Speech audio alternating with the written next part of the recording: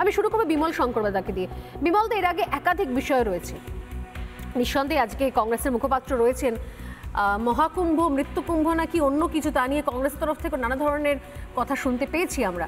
কিন্তু আমার প্রশ্ন হচ্ছে যে এত কিছু ঢাকঢোল পিটিয়ে বিভিন্ন ধরনের প্রকল্পগুলো চালানো হয় এবং সেগুলো নাকি শোনা যায় যে ধারের টাকায় এত এত প্রকল্প চলে, সেখানেও জানতে পারা যাচ্ছে আজকে নাকি সেই প্রকল্পগুলো যে অ্যাওয়ার্ড পায় সেটাও নাকি পয়সা দিয়ে কেনা।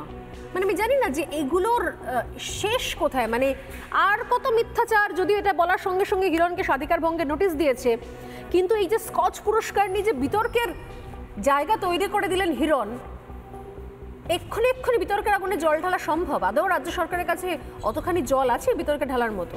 তার আগে একটু জেনে নিতে হবে হোয়াট ইজ স্কচ অ্যাওয়ার্ড, ওই জিনিসটি কি। লোকে তো অন্য কিছু সন্দেহ করতে পারে, আর স্কচের সঙ্গে অন্য জিনিসটা মিশে যায় তো।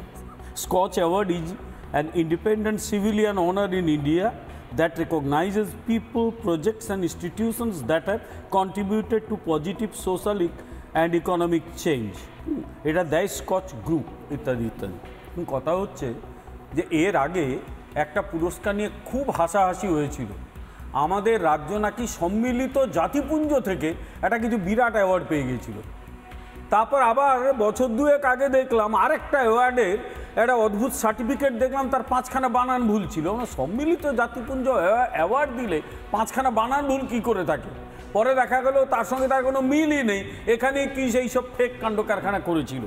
তাহলে হঠাৎ করে এই স্কচ অ্যাওয়ার্ডের কনসেপ্টগুলো আসছে কোত্থেকে? আসছে স্বর্ণালী এই জায়গা থেকে যে যারা একটা রাজ্যকে ক্রমে সর্বনাশের পথে নিয়ে গিয়ে প্রায় শেষ সীমায় পৌঁছে দিয়েছে, এই রাজ্যবাসীর ধ্বংস ছাড়া আর কোনো জায়গা প্রায় রাখেনি, তাকে নিজের এই ইমেজ রাখার জন্য এই কাণ্ড কারখানাগুলো করতে হবে। আচ্ছা স্বর্ণালী, আমি নিজের শিক্ষার সঙ্গে যুক্ত, গত 37-38 বছর অধ্যাপনা করছি। এই রাজ্যের শিক্ষা ব্যবস্থার কী হাল হয়েছে সেটা নিয়ে যদি কখনো এখানে আলোচনা করো, ঘন্টার পর ঘন্টা আমি কথা বলতে পারি।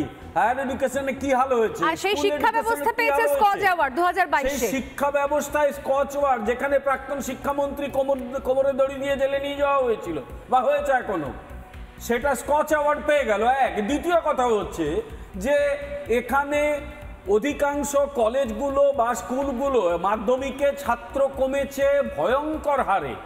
গত বছরের আগের বছরে মারাত্মক হারে মাধ্যমিকে পরীক্ষার্থী কমে গিয়েছিল। হলো কি, পশ্চিমবাংলার জনসংখ্যা কি কমে গেল নাকি? তা নয়, মানুষ সেই স্কুলগুলো থেকে সরে যাচ্ছে। অথবা 2020 সালের পর থেকে একটা বড় অংশ পরিযায়ী শ্রমিক হয়ে বেরিয়ে গেছে, রাজ্য সরকার কিচ্ছু করতে পারেনি। পরপর 2 বছর দেখা গেল এতগুলো কলেজ বিশ্ববিদ্যালয় হয়েছে, সিট ফাঁকা পড়ে আছে, ছেলেমেয়েরা বাইরে চলে যাচ্ছে।